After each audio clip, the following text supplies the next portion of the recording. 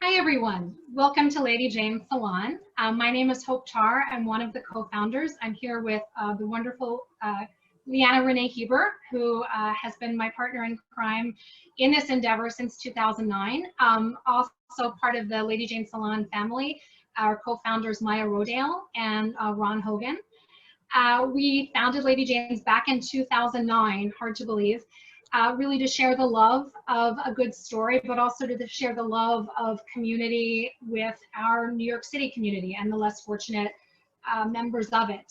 So we always give our salon door of $5 and any raffle charities to women in need. And at the end of this, Leanna will be talking a bit more about the charity.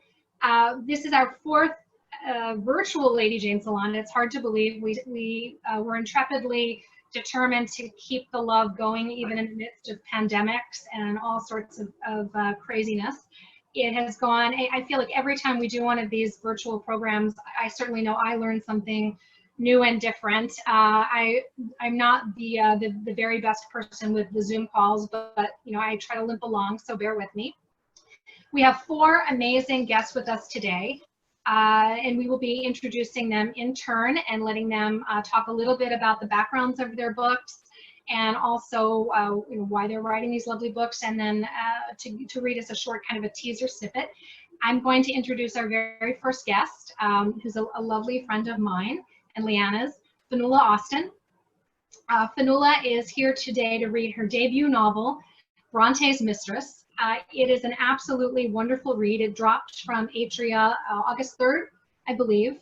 And I was fortunate enough, blessed enough to get an advanced review copy. So I think I read mine back in April or May. And I was literally bursting at the seams because I wanted so much to talk about this book with people.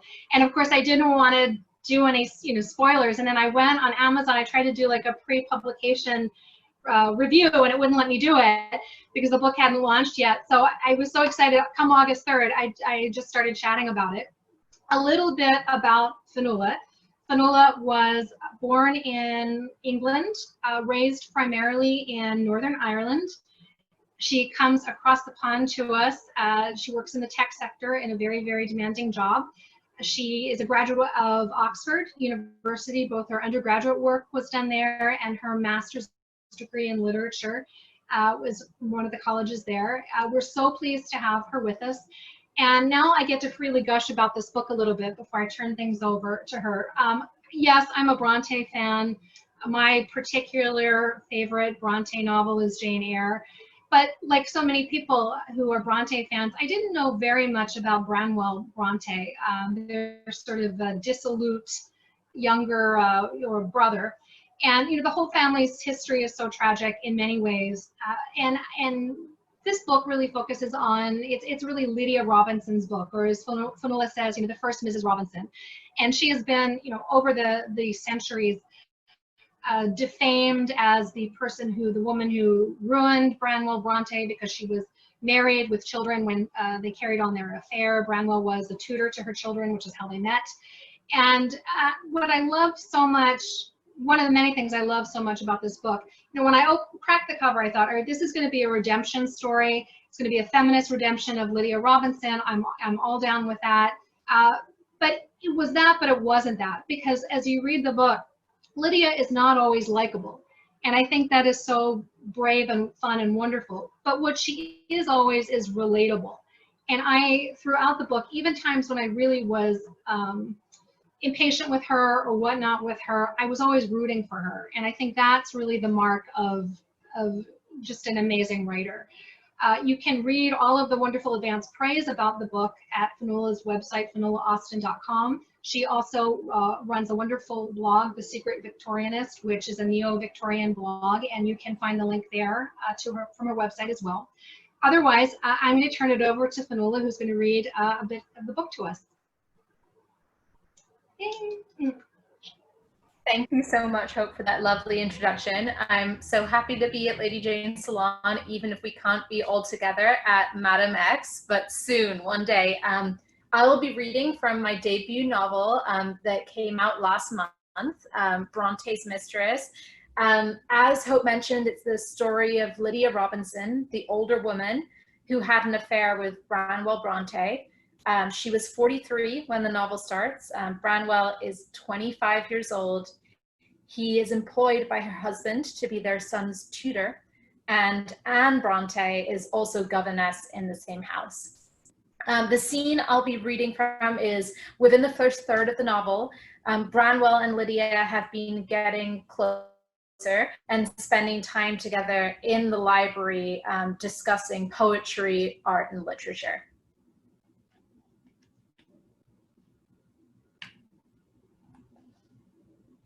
Did Edmund think it strange that the time I spent in the library increased, even as the number of novels I ordered from Mr. Bellaby's circulating library dwindled? Had he even noticed as he jotted down the amounts that autumn in his treasured leather accounting book? I was still reading, but now also had Mr. Bronte's scribblings to work my way through, fantastic tales of a country called Angria, which he and Charlotte had dreamed up, and peopled with hundreds of characters, and poems he signed Northumberland. In the late afternoon, after Ned's lessons, Mr. Bronte would delight me again with the story of Angria's inception, or turn the force of his pedagogy on me and try to convert me from novels to his favorite poetry. There were volumes of Wordsworth and Byron marked with his annotations, which we took turns reading aloud from. He'd written a letter to Mr. Wordsworth once, but never received a reply. Mr. Bronte told me I had a natural ear, that I felt the music in the verses that others missed. I tried to live up to his estimation, although often I'd tease him, chastising him for his flattery, while Marshall did her needlework, head bent low, seeing and hearing nothing. But she wasn't here today. We were on the cusp of winter, struggling through a day as grey and dreary as all the others, but today, somehow, Mr. Bronte and I had found ourselves alone.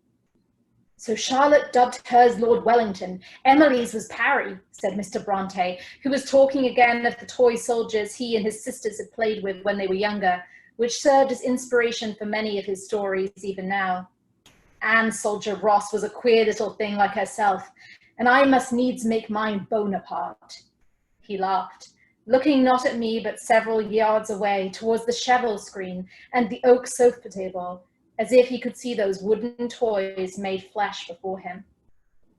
Mr. Bronte was a curious specimen, a grown man who retained a passion for playing with dolls, another living, breathing person with an inner life as varied, complex, and tumultuous as my own, but one who cared nothing for the concerns that dogged me and consumed my waking and dreaming hours. What others thought of him was of little importance to Mr. Bronte, I'd found in the course of our many talks like this one. It made me wonder if Charlotte was the same. She doesn't spend much time on her appearance, Mr. Bronte had told me once. She is neat, but, I'm afraid, rather plain. Yet on closer acquaintance, men often find her fascinating. Her conversation, her opinions, she is truly unique among women. The contrast with Charlotte caused me some embarrassment about my vanity and predictability, but Mr. Bronte never accused me of either. Listen to my confidences when Edmund would lecture and would have schooled me to better. I'd liked that at the beginning, how Edmund challenged me, and how he had a steady confidence that belied his true age. He was, in fact, a year my junior. But his critiques took on a sharper edge when they were no longer followed by caresses, when they came to outnumber his compliments, and I could do nothing right. We all had our childhood games, Mr. Bronte, I said, tracing my finger along the ridged equator of one of the globes that stood near the paneled window. But most of us outgrow them. A tragedy, Mrs. Robinson, Mr. Bronte cried, his humor matching mine. He caught onto the other side of the globe, halting its slow rotation and leaning toward me. We must have looked as if we were carving up the world between us. What is the object of our existence and lust creation? He said, with that intensity of his that was at odds with our age's ever-fashionable nonchalance. And while many of us create, I will not say replicas, but only pale imitations of ourselves, How much more incredible is it to craft a world, another reality that you can share and invite others into, as Charlotte and I have with Angria and Emily Ann have with their gondol. Another country just around the corner, wherever you are and however you are trapped. Imagination is the only passport required for entry there. Hence why you call yourself Northangland, I said, pulling back, away from his face and away from the window, although it was like moving through treacle. Yes, he said, his excitement subsiding and a new hollowness entering his voice, as if, in removing myself, I had reminded him of the realities between us, the fact that our very presence here, alone, was an insurrection. Northangland is the dark hero of Angria, a man led by his passions, who acts ever on ambition. I envy him, Lydia. A shiver passed through me. Was it at hearing him say my first name, or merely at the sound of it being used with affection, and not as a reprimand? What do you... I could not complete the question. My breathy voice trailed into nothingness as I retreated. I came in contact with one of the fitted, glass-doored bookcases, solid, immovable, clearing me of all responsibility were he to come closer. He is free, Mr. Bronte said, his confidence growing as he stepped forward, narrowing the gap between us. Free to do what he wants, take what he wants. He stopped, raised his hand, and ran his thumb down the spine of a book to the right of my cheek. And what do you want? I asked, pausing between each word, unsure if I wanted an answer, terrified that the magic would be ruined by one false move on his part. We couldn't sustain this bizarre, romantic, almost spiritual communion were our words and actions to descend into baseness. A lock of your hair, Lydia, he whispered. Something to remember you by. Perfect. Intimate, but still deferential. Physical without fording the Rubicon, venturing to the place from which there could be no return. I nodded. Mr. Bronte drew a small knife from his waistcoat pocket with one hand and, with the other, tugged at the silver comb that secured my hair. The teeth scraped against my scalp. The trinket cluttered to the floor. A mass of curls hovered for a second, unsecured, before tumbling over my shoulders. Just as well I had never required hairpieces. Now his fingers were running through the thick, real, loosened tresses and skirting up my neck, and I couldn't think of hairpieces anymore, could I? Or how my hair would look when he was finished? I wasn't meant to be thinking of such trivial things when my life, my marriage, my virtue were hanging in the balance. Take the lock, Mr. Bronte, I said, struggling not to gasp as his fingertips moved across my face, tracing their way to my lips. Too much, too far. The interview was careening out of my control. Branwell, he said, correcting me and gazing at my bottom lip, which his thumb was toying with, his expression hungry. Go, I said, closing my eyes, not to drink it in, but because I could no longer bear to see him. My scalp tautened, a low, rough, soaring sound. Release. Branwell drew back, but I kept my eyes closed. Go, I repeated. A click of the door, and he did. I walked to the fireplace. My face stared at me in the looking glass above the mantel, just the same. It was like the morning after my wedding night, when I had been alone, shivering in my shift before a maid had come to dress me. No one can see it, Lydia, I whispered to myself, giddy and sore and angry at being lied to. It is not such a change. You are just the same. But now, on closer examination, there was a difference. One of the curls that framed my face was shorter than the other. How arrogant, how like a man, to go for a strand that was so visible. Marshall would fix it, without a word of reproof, and only she would have noticed anyway. I stooped to retrieve the comb and inhaled hard. A momentary aberration only. I was still mistress here. Thank you. Wow, that was amazing. I don't know if you could see it, but there were several moments. I know Mark and I both had gasped and clutched our chests at a moment there. So that was delightful and delicious. Thank you. So quite a tease. Buy the book, everybody, as if you need any further incentive, right? Next up, our beloved Zoraida Córdova. She is the author of many fantasy novels, including the award-winning Brooklyn Bruja series.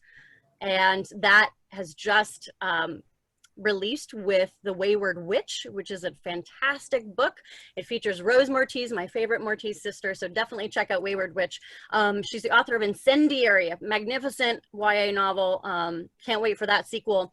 Also Star Wars Galaxy's Edge, Crash of Fate, and her middle grade, The Way to Rio Luna. Her short fiction has appeared in New York Times bestselling anthologies Star Wars from a Certain Point of View, and Clone Wars Stories of Light and Dark, and the anthology Come On In. She's the co-editor of Vampires Never Get Old, which we will be hearing from, and that is an adage as true as anything, yes. And the co-host of the writing podcast Deadline City with Danielle Clayton. If you're a writer, if you're an aspiring writer, you got to check out this podcast. There's so many great topics they cover. Born in Ecuador, raised in Queens, New York City, she's always on deadline, and we're always amazed. And when not on deadline, she's adventuring. She has joined us for many of her novels, and we have been thrilled every single time at the Salon by her writing, no matter what hat she's wearing or what genre she's working on. So welcome back, Zoraida. Take it away, my friend. Thank you so much. I miss you so much. I miss you guys so much. So I'm going to be reading, this is Vampires Never Get Old. I just took the jacket off. I gently undressed it just so you could see the spine. And Vampires Never Get Old is an anthology that I co-edited with Natalie C. Parker. It was an anthology that we were like floating in a pool somewhere in the South, and we were like, do you know what I miss? Vampires. So from then we just put a list together of YA authors. And everyone said yes, including Mark Oshiro. So Natalie and I also decided to write a short story there called Vampires Never Say Die. And it's about influence and how vampires have influence either in the real world or their own digital media world, right? How do modern vampires deal with the idea of influence? And it follows two 17-year-old girls. Brittany has been 17 for 200 years. Natalie Parker wrote her perspective. She's the head vampire of New York. My character is Theolinda, and Theo is a 17-year-old girl. She's about to graduate high school, and she and Brittany she considers Brittany her best friend. Even though they've never met, they only interact via Instagram, and they started interacting from a set of DMs where Theo asked Brittany, I love your filter. What is that? And Brittany said, it's my vampire filter because her reflection is fading. So she took one last selfie. And from then, they've just been friends for a long time. Theo is like, you never have fun. You're in college. Like, she believes she's in college. You're in college. You only study. You only take pictures of the world. Like, you never really like enjoy yourself. I'm going to throw you a birthday party. So this is like a surprise, not really surprise birthday party. But Theo slowly realizes as Brittany is debating whether or not to show up to the party, because she's like, Theo's a human girl. Being a vampire is going to put her in danger. Truce. Theo is realizing she is in a den full of vampires because she invited everyone that Brittany knows, and everyone Brittany knows is dead, undead. So from her intro perspective is her just like making sure everything is perfect, and then all of a sudden meeting all of these vampires. Okay. Theolinda is literally me. Theolinda. I honestly don't know how I'm going to outdo myself, I say to the empty room. The Root and Ruin basement lounge is my masterpiece, truly. Black velvet curtains hang from the wall. The mahogany bar, which was previously covered in cobwebs that rivaled those in my attic, gleams with polish and lavender-scented misolene. Although maybe cobwebs would have worked thematically. There's always next year. A guy in a black leather cowboy hat, a velvet vest and jeans so ripped they don't even count as pants, walks in. Hey, I'm DJ, Hex marks the spot. I bite my lower lip to stop from laughing. My eyes must be bugging out, and I can't afford to mess up the eyeliner that took me 3 tries to apply evenly. Old guys are so gross. I say. So that's not just your online handle. Okay. I'm Theo. You can set up near the bar. Remember, no pop, no 70s or 80s unless it's exclusively Led Zeppelin. I bite the tip of my pointed nails. My gel manicure is white, but the ends of each nail look as though it's been dipped in blood. I thought it was clever, even if obvious. Although, I say, I'm not really sure what Brittany listens to. She likes my music updates, but usually the lady rock variety. You know what? You're the pro, just do your thing. When DJ, I will never ever repeat his real name, flashes a smile, his teeth seem a little too sharp for a second. I am the pro, he says. Imogen recommended me, right? Yeah, I go. Then I got you, baby bird. I laugh nervously. You do that, and I'll go make sure we have ice. I unlock my phone and shoot off a series of messages. I had to invite my friend Miriam from school because her dad owns the club. But she's nursing strep throat, which she caught from Andy Jackson III. It was extremely hard to explain to Miriam who this surprise birthday party was for. She was all like, vampires are so 2005. I have a very detailed scrapbook of the time we went to the Twilight Saga Breaking Dawn Part 2 midnight premiere from 5th grade that says otherwise. I tell her to feel better, then pull up her dad's last text message. I assure Mr. Greenspan that everything is under control and the adult doorman and bartender have arrived. They haven't. But it's early. Mr. Greenspan owns 4 nightclubs and bars on the Lower East Side. The Root and Ruin is the least popular one, which is probably why he let me have the basement, which is pretty much unfinished and has that New York smell of cement, mold, and a dash of pee. But black velvet fabrics, mark your face, I'm sorry. But black velvet fabric stapled to the walls makes it look like the vampire den I dreamed of Brittany having for her birthday party. I rip open a bag of plastic vampire teeth and spread them around the bar. As the DJ dims the lights, some of them glow in the dark. The bartender arrives, a surly guy who looks like Oscar Isaac. If Oscar Isaac had been dipped in the same vat of radioactive whatever that turned the Joker's hair green. Are you the boss, Nina? Only my dad calls me Nina, I tell him, and he laughs. I'm Theo. He shakes my hand. My dad always taught me to look someone in the eye and never be the first person to let go on a handshake. I wish I could implement that at my school with teachers who seem to look right through me. Then again, my dad comes from the generation of immigrants who think that everything is fair if you just work really hard and die for it, even if you're undervalued and underpaid. Me, I have big dreams. A solid handshake can't hurt, I guess. Listen, I say, listen, the doorman flaked, Latino Joker says, scratching the tattoo on his left bicep. Want me to call Mr. Greenspan? Actually, I hold up my phone. My dad also taught me never to lie. Never steal, never sin. I failed my catechism for a reason. But there are some things my Ecuadorian dad can't teach me. Not in this city, not in my school, and definitely not in this bar. So I say, I was just messaging with Mr. Greenspan and he said everything's cool.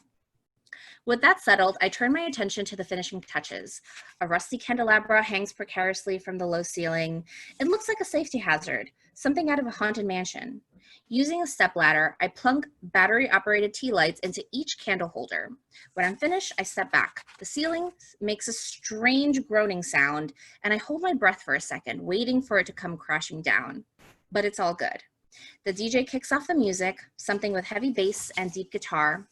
Now I've outdone myself, I say. You sure have, says a young woman I recognize right away. The kind of ice blonde hair that reminds me of a cotton swab. She's got killer cheekbones and lips that would make most makeup tutorial accounts jealous. Her dress is all lace, like on the cover of this really old record my mom has of some woman named Stevie Nicks. There's a white lace choker around her slender throat, and she walks like someone who is used to owning a room. That's the pose I've tried so hard to capture in my photos. Sure, I get 4,000 likes just by standing with the Brooklyn Bridge in the background, but I definitely don't own anything the way Imogen owns things. But I will someday. You must be Imogen, I say. I clear my throat and lower my voice. I'm Theo, glad you got my invite. We're just getting started. Aren't you adorable? She's about 5'7", just shy of being taller than me. Her eye color looks a little unreal. A marbled blue and hazel. My whole body tenses when she gets 5 inches from me. I have the immediate instinct to take several steps back. But you know what? I've gone to Catholic school and private school my whole life. I've seen meaner, richer, bitchier girls, and so I stayed put. I spin in my black baby doll dress. It's a little over the top and tighter than the cheap online picture promised, but I was going for a more Wednesday Addams look. Thanks, I say. I like the look, very retro. For the first time, I notice another group of women standing around us. How did they get in so quietly? 3 brunettes and 3 redheads with skin so white it looks like it could glow in the dark, like the fake teeth on the bar. One of the girls picks up a pear and jams it in her mouth. She nearly doubles over with laughter. I'm curious, Imogen says, tapping her finger on her chin. How did you and Brittany meet? It's hard to explain to some people that I met one of my best friends on the internet. My mom doesn't understand why I spend so much time on my phone, why I can't just have friends in the neighborhood or at school other than Miriam, that there's always been something that doesn't click for me. It's like looking at a photo of myself might help me figure out who I really am. I know some things. I'm the daughter of Ecuadorian immigrants. I'm an A student. I'm going to take the world by storm someday, somehow. And when I love people, I will ride or die. That's why I have such few friends. Brittany was an accident, a happy accident. Sometimes she'll say things I'm feeling without me having to explain myself. Sometimes she lets me vent about Jenny Gustafson writing nasty names on my gym locker and then threatens to have it taken care of. That's what this whole party is about, thanking Brittany because she won't even take the time to pamper herself. She's in college and all she does is take pictures on days when it's dark and rainy. Hashtag Vampstagram is our inside joke. And this Imogen and her friends might laugh at it, but I think this party is the best idea I've ever had. So when she asks how Brittany and I met, I shrug. Around, I say, she's so secretive though. You're literally the first person who's ever tagged her in a photo. Yeah, she's camera shy, Imogen says, and winks at me. Come have a drink. My mom is the best hostess I know. She spends all day making food, then showers and puts on a party dress. Alcohol never passes her lips, but she's all smiles. I am not my mother. And Imogen and I drink the bloody mimosas that I came up with. As the music thrums, making the walls and ceilings vibrate, more people pour in, more women who've powdered their skin to the shade of death. One woman is in a lime green dress and platform shoes. She leads an older woman by a leash and takes up a cushioned seat.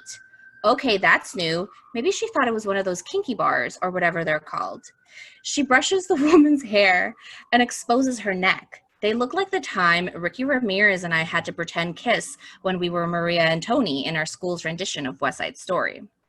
A white girl who must be younger than me shoves a cigarette in her mouth. She looks like an extra from a Blink-182 music video. Ugh, she says, I remember when the city was alive. Okay. I dive deeper into the club where people seem to have multiplied. A couple of women are making out on one of the love seats. Red wine is spilled on some of the napkins. Should I have gotten black napkins? I change my trajectory and go to the front of the bar where 3 young guys who look like they took a wrong turn from Williamsburg are clustered. Is this BYOB? One of them asks. bringing out a flask from his flannel shirt. What does he mean, bring your own booze? There's literally a full open bar. They catch sight of me standing near them, and one smiles. He's the youngest of the three, with dark eyes and close-cropped hair, like he just got out of boot camp. Are you new? He asks, slightly confused. Not any more than you are, I say. I don't want to make a big deal that I'm technically 2 months shy of graduating high school. Where's the guest of honor anyway? One with the handlebar mustache asks. I've got a bone to pick with her. She's got to loosen the reins on this vampire curfew. You're telling me, the other young guy mutters. His muscles flex when he takes the flask from his friend. He doesn't drink, though. Imogen is still pissed, he says, but that's another story. Imogen wants to turn every model that catches her eye. That's why we didn't sign the petition. Wow, you guys are really into this RPG stuff, I comment. I'm about to shoot Brittany a text when her name lights up my screen. I reread the line where she says that she won't be able to make it. Oh no, unacceptable. I text back without looking and pocket my phone. The guy with the crew cut looks at me with suspicious curiosity. He grins and it gives him the appearance of a wolf. Do you want some? Do I want a drink out of a flask from a stranger, but objectively hot boy at the party where I'm the hostess and the guest of honor hasn't showed up or texted me back? Sure. I grab it and drink. The liquid is warm and slightly thick, metallic. I feel my gag reflex at work. Blood. That's definitely 100% blood. The tiniest sip pools on my tongue and dribbles down the corner of my mouth. Before I can wipe it off, the boy drags his thumb along my chin and brings it to his lips. Gross. When he smiles again, taking the flask back, I see teeth. Not the neon canines decorating the bar, real sharp ones. So sharp, I know they'll break skin at the barest touch. Maybe, just maybe, Brittany wasn't lying. Maybe, just maybe, I'm in the center of a basement full of vampires. And then the next, that's it. And then we go on and meet and continue Brittany figuring out what to do. That was amazing. Oh, so many moments. So all the references, you know, our New York crowd. It was a good thing I was muted because I cackled. So yeah. Oh, amazing. I love it so much. And one of the great things about your selection, Zoraida, is it really lifts up the idea. One of the things that's important for us at Lady Jane Salon is that we love celebrating relationships of all kinds across all, you know, and that means everything. And what's so wonderful about that, not only romance, but also just all of its collected, and especially YA is so good with this too. All the collected, you know, genres that are in this grand umbrella really showcase that it's about relationships and connections and experiences and lifting those up. And I think that's fantastic. So when we can't actually be in a bar scenario together, thank you for bringing the bar to us. That's incredible. So thank you. Yeah, and I mean, it was important to me and Natalie to write, to figure out what does forever mean for best friends, right? So best friends forever takes on a different meaning when you're potentially immortal. So we love writing Theo and Brittany. I love that. And again, I love that, you know, this whole salon, everything is about the power of relationships. And so thank you for bringing that up, because everything has just as much. I mean, I think we talk a lot about this in fiction, that, you know, friendships are just as important as any kind of romantic relationships, familial, found family, you know, relations, you know, however you define that is just as critical as anything that we have, you know, romantic scenes about. So thank you for that. I love that. So without any further ado, next up, Mark Oshiro, the award-winning author of Anger is a Gift, which was a 2019 Schneider Family Book Award winner, and also the author of Each of Us a Desert, which we'll be hearing from in a moment, both with Tortine. Their middle grade debut, The Insiders, will be coming out in 2021. We're so excited for that. And when not writing, they run the online Mark Does Stuff universe and are trying to pet every dog in the world. I completely admire this venture. And Mark joined our salon in person for their stunning debut, Anger is a Gift. And we are so incredibly glad that their deeply meaningful work is back.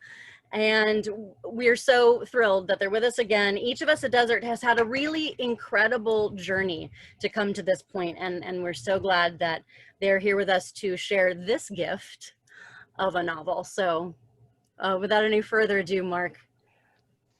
Miss being in buildings that smell slightly like concrete mold and a little bit of pee. Like that one detail alone, I was like, yeah, that's most of New York. That's right. Who knew that I would miss smelling urine? But I do.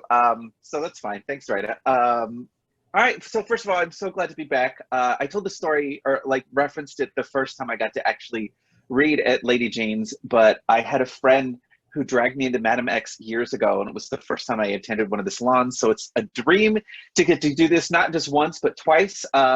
So I'm also very excited because my book just came out. Each of Us a Desert came out on September 15th. It is a young adult fantasy where I also got to fulfill a fantasy of my own, which is to write my favorite romantic trope of all time, which is enemies to lovers. I love enemies to lovers. It fuels my entire body. A good, like if I were to like, scientifically figure out what my body is composed of, it's like 40% enemies to lovers, 60% spindrift pineapple, because that's all I drink anymore. But anyway, so Each of Us a Desert is not just my second novel, it's my first time writing a secondary fantasy. It is about a young girl named Xochitl who is a cuentista. In this world, the entire world is actually a desert, made so by a vengeful god who gave random people around this world the ability to be a cuentista, which means that they can, as a storyteller, pull the truth out of people's bodies. And then they take that truth, generally what things they have done wrong and the ways that they have sinned against other people, and it's part of a ritual to keep people clean so that the god will never be vengeful again. And this focuses on a 16-year-old who is part of an incredibly small village in the middle of nothing. It is a half day's journey to any other sort of civilization, who is feeling very restless and very stuck and very much like, hey, I didn't ask to have this magical power, but I'm not allowed to go anywhere. And she just has so much longing. And a lot of it is very much based on my experience being queer and growing up in the closet in a very rural environment, far from everything cool. No New York, no buildings with concrete and moss and pee. So what I'm about to read is I wanted to read the sections focusing on the romance. There is two characters who this journey centers on, Xochitl and then Amelia. Amelia is the son of Julio, who is sort of like this town conqueror, stand-in for colonial forces.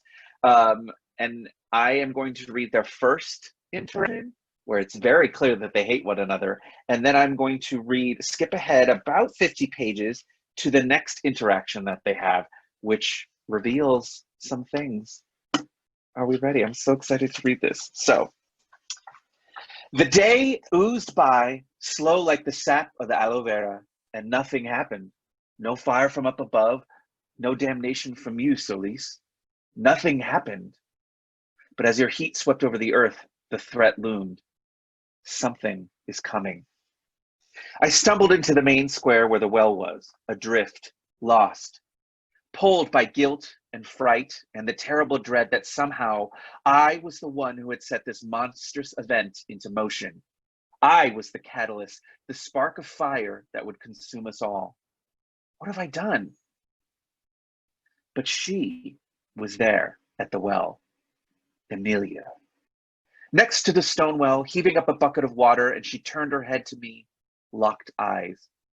My heart jumped.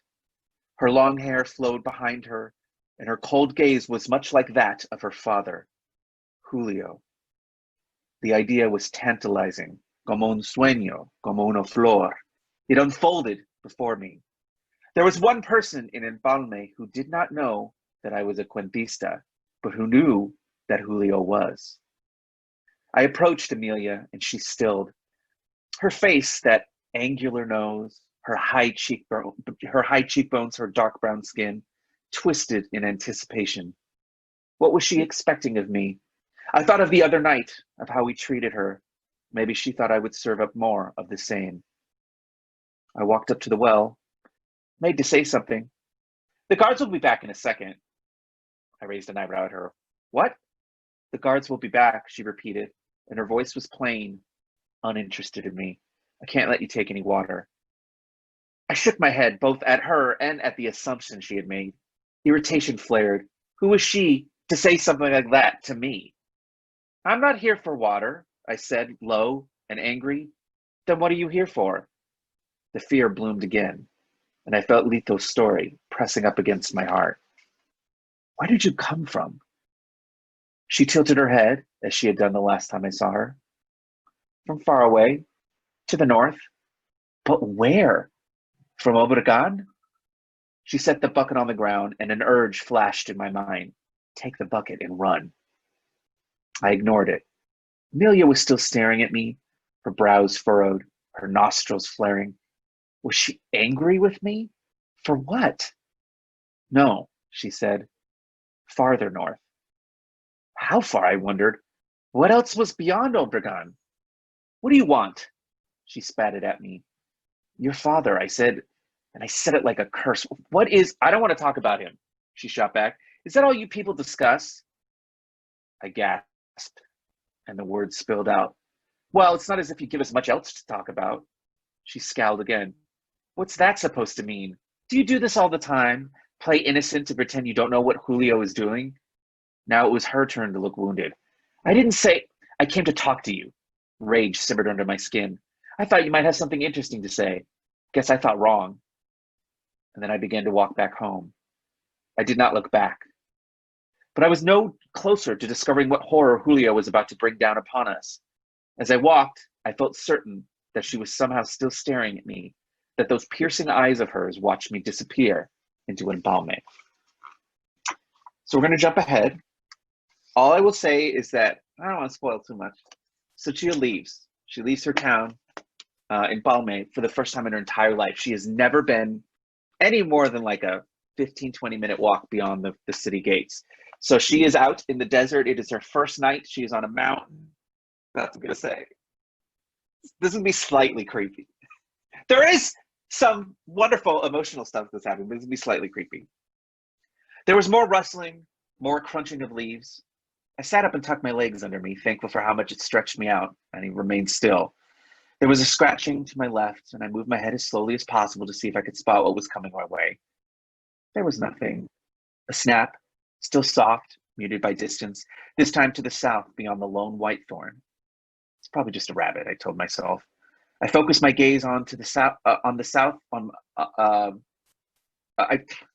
me do that again. I'm reading from the ARC, so I just noticed a typo, and I'm like, oh, that's terrible, that's in there. I'm like, oh, wait, I fixed that. All right, anyway.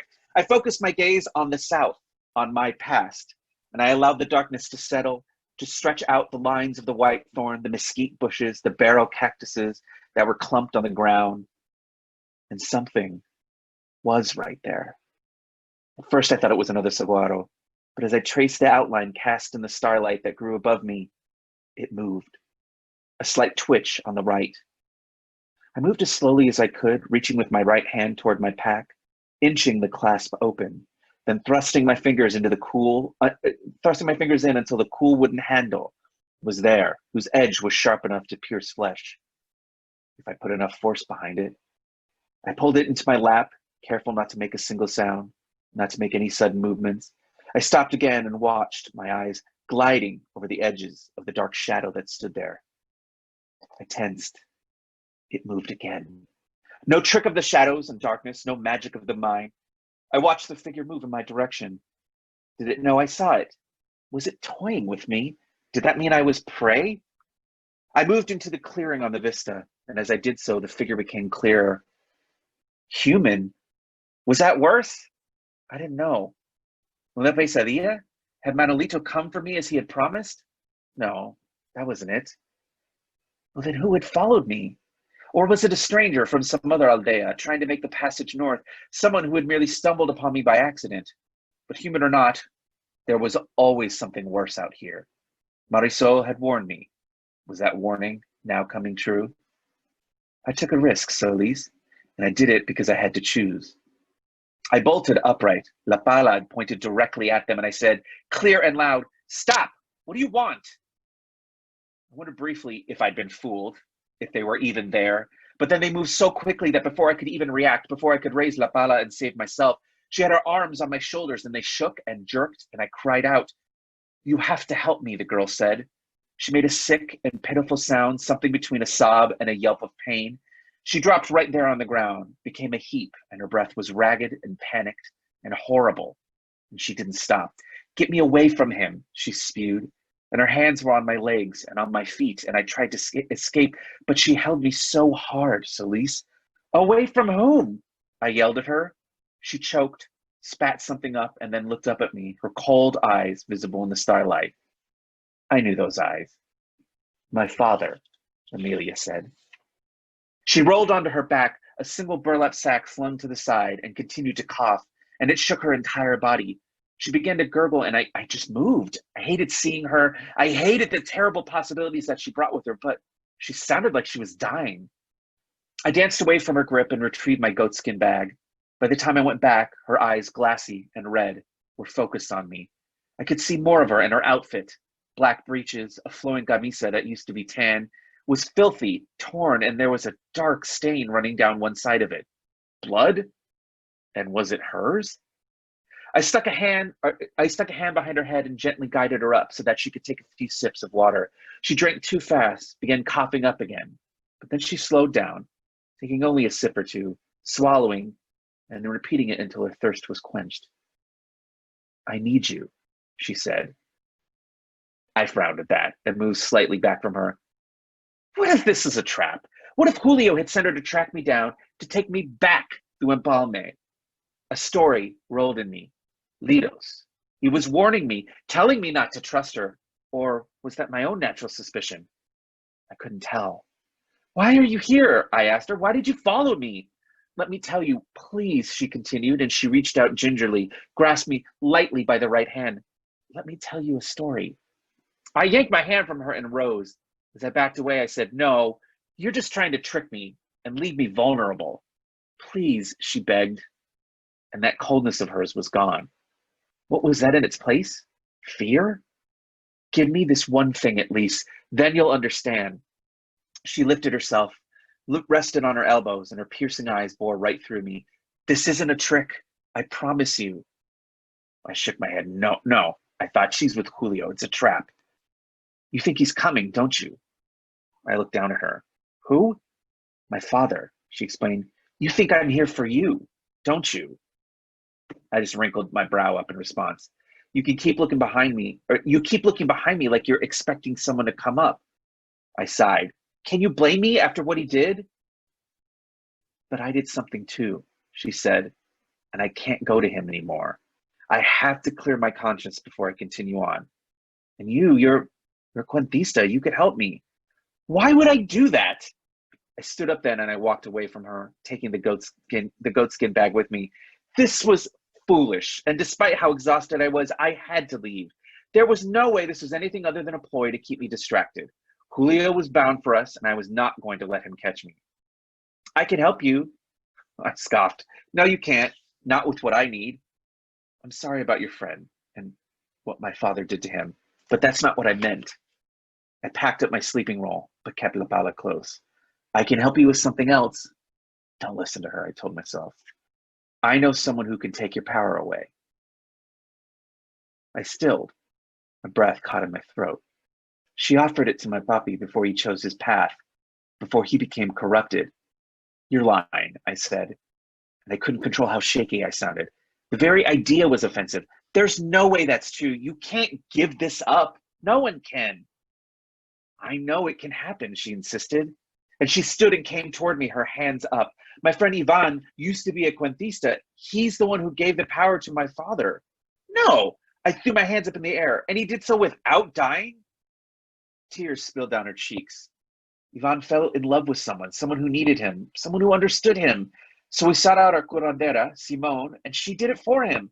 She said it could never be reversed, and my dad, he's the one who volunteered to take it on. What? I moved closer. Amelia, what are you talking about? I had to tell you my story, she said. No, I said, I don't know if I can, I said, my face twisting in frustration. You heard the truth back there. I pointed to the south. thought Mbalme. These stories, they're all still inside me. Please, she pleaded once more. She was manipulating me. She had to be. If a pesadilla threatened her, then maybe I should leave her be, let it claim her for all the time she never bothered to stop the brutality of her father. But it was hard. This is what I've been told to do. It was all I did as a cuentista. And kneeling there in front of someone who seemed so desperate for my power, I didn't know how to say no to her.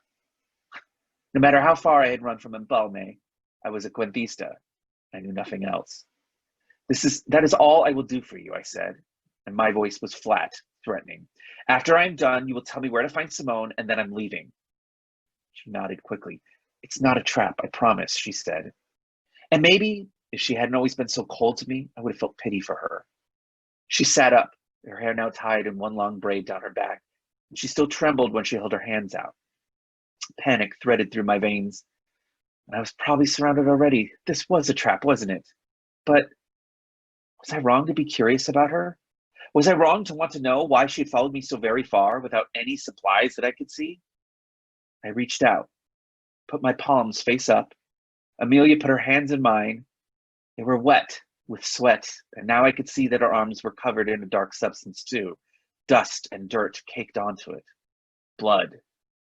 I still don't know whose. Are you ready? I asked her. She nodded. She was so beautiful, and I hated it.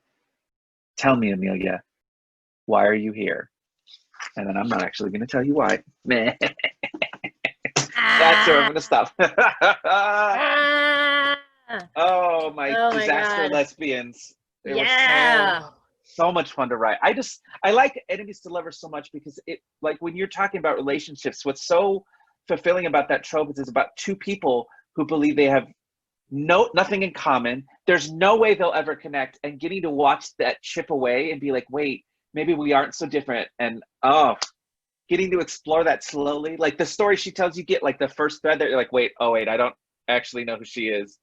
And then, they're disasters. It was so much fun to write them. I love them. I love it. Thank you.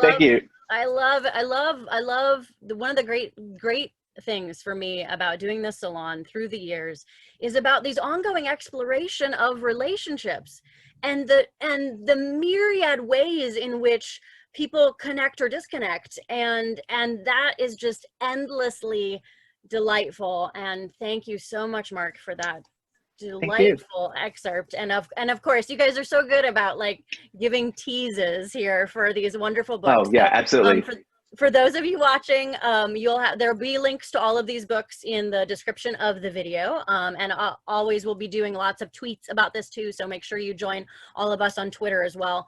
We'll have links for all of that as well. And continuing on, last but certainly not least, we have a delightful debut to share with you. My dear Shveta Thakrar's debut novel, Star Daughter. It's a standalone YA fantasy, perfect for Neil Gaiman fans out there. This will be right up your alley. Fans of Laini Taylor will love this book, and Margaret Rogerson as well.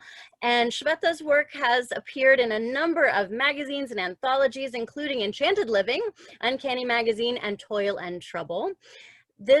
I have to say, this is a truly enchanting book. It's gotten a lot of deserved acclaim. It's in lots of beautiful unboxing videos and all of these incredible, they're so incredible. All of the beautiful designs that have happened with this book. It's just gorgeous. It also landed a spot on the Pacific Northwest Booksellers Association bestseller list, which is fantastic. And her prose is truly luminous, as you will see, and we are so thrilled that she is here to share her stunning debut novel, Star Daughter, with us. Without any further ado, Shveta, take it away.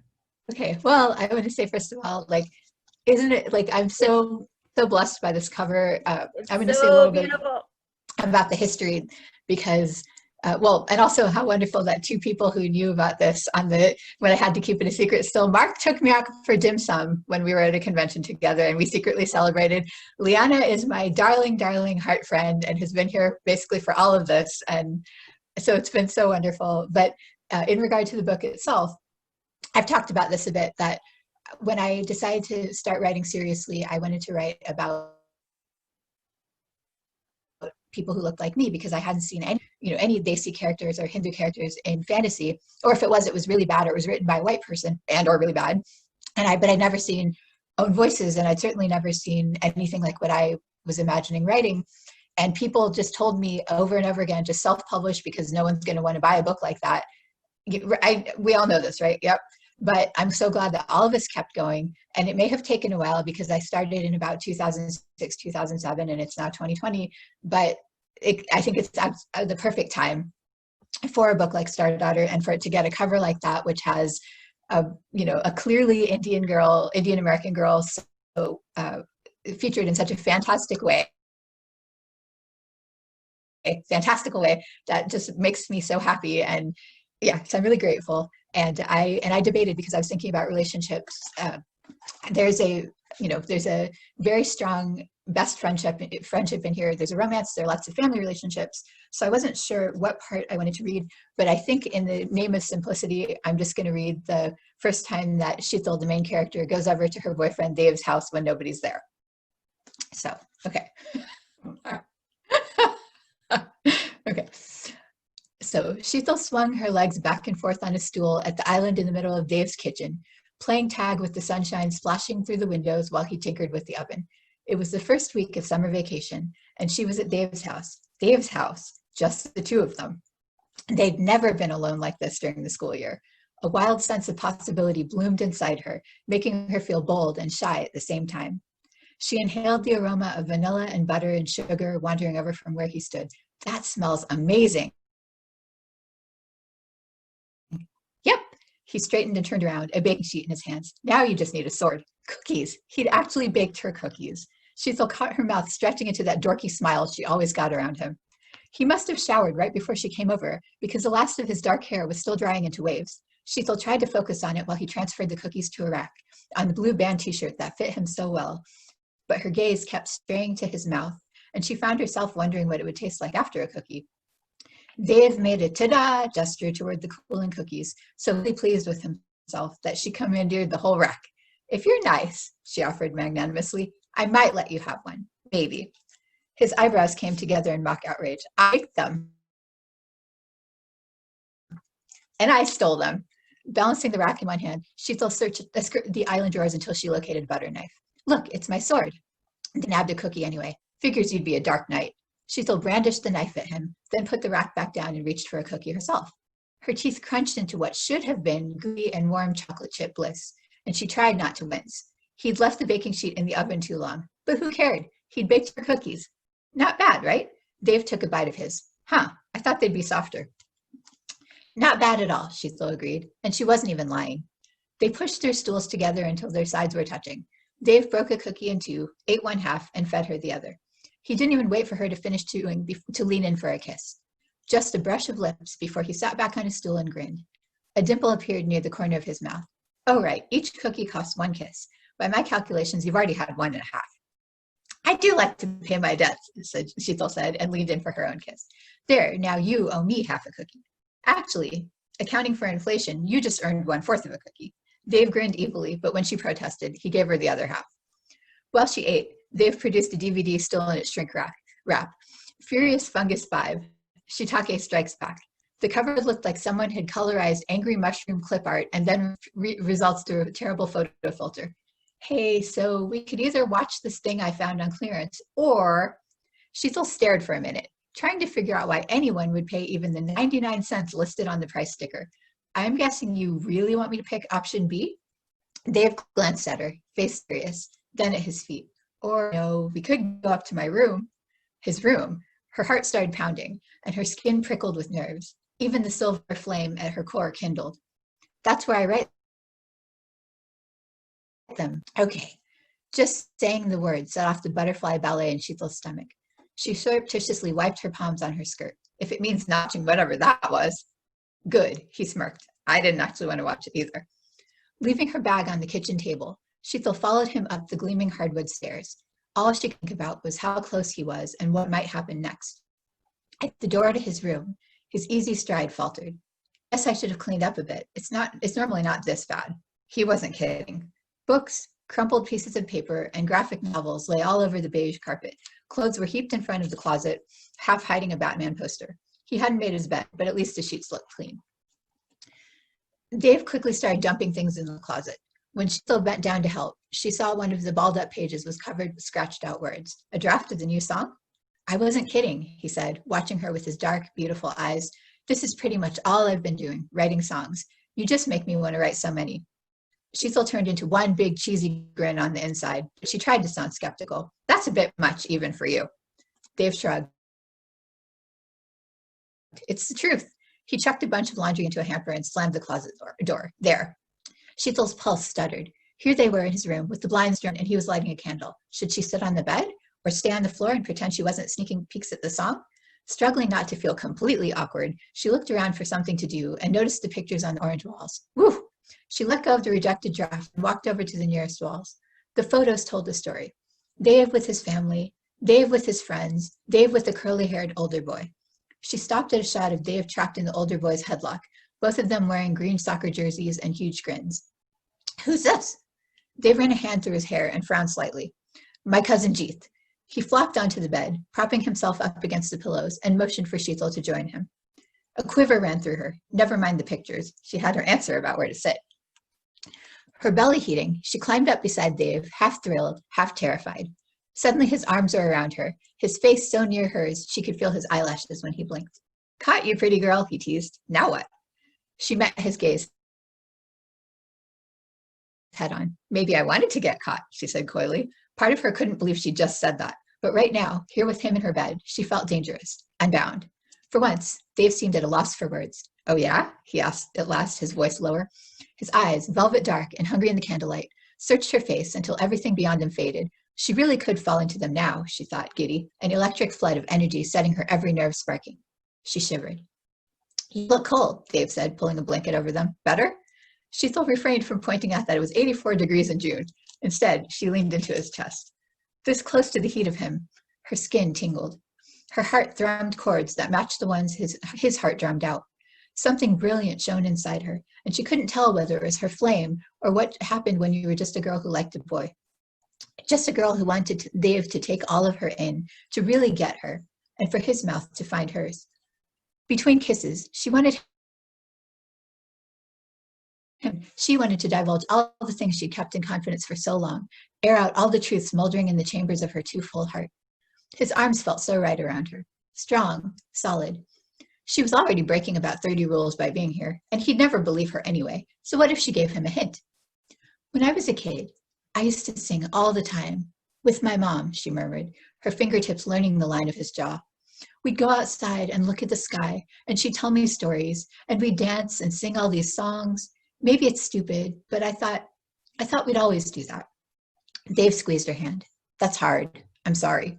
His mouth was close to her ear, and his breath tickled.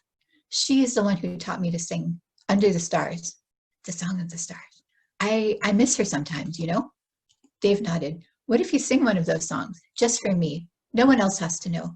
What? Sheetal said too fast, the tapping in her heart turning to painful thuds of a sledgehammer. I thought you were going to sing for me. I'd rather hear you, but I'm not a performer like you. The brilliance flared inside her again, and now it merged with the notes of the sidereal melody. She'd never sung for anyone but Minnow. One note, and he'd know she wasn't fully mortal. With the star song chiming in her chest, she was sure of it. Before Dave could argue, she took his face in her hands and kissed him. She'd only meant to distract him, to turn him away from what she couldn't share after all, but his lips were so warm and soft, and the way they parted against hers made her forget too. He did taste sweet as she drew her to him, though nothing like a cookie. His fingers ran over her back, wove through her hair.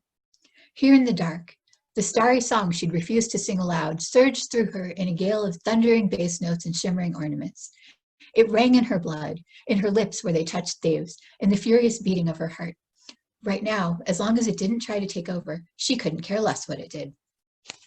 For the duration of that kiss, and the one after, and all the ones after that, she was just a girl who liked a boy who liked her back. She could stay like this forever. They finally broke apart, cheeks flushed, lips swollen. Wow, said Dave, you should sneak over to my house more often. Yeah, Sheetal agreed, trying to catch her breath. Wow, she hadn't known it would be like that. Dave lay back against the pillows, his hair rumpled. She'd done that. She nestled against his chest, enjoying its rise and fall like the sea. Just a normal girl and her boyfriend. They stayed like that for a while, the shadows cast by the candlelight dancing over them. Eventually, Sheetal asked, if you could have anything, anything at all, what would you want? Dave took a minute to think, and she breathed in his voicemail, a bit of shampoo and a bit of whatever it was that made him Dave. A tiny elephant to ride on my shoulder would be cool, he said. That, and not having to care about what anyone else thinks I should do. Dave's going to be a hotshot lawyer. Dave's going to be a famous singer. How about Dave just wants to be left alone? Maybe he'd meant the words to come out sardonic, even mocking, but they only sounded frustrated. Sheetal knew how that felt, even if his situation was the mirror opposite of hers. Dave played with a lock of her hair. He sounded light years away. What do you want? Sheetal started to answer, then realized she couldn't. Not really.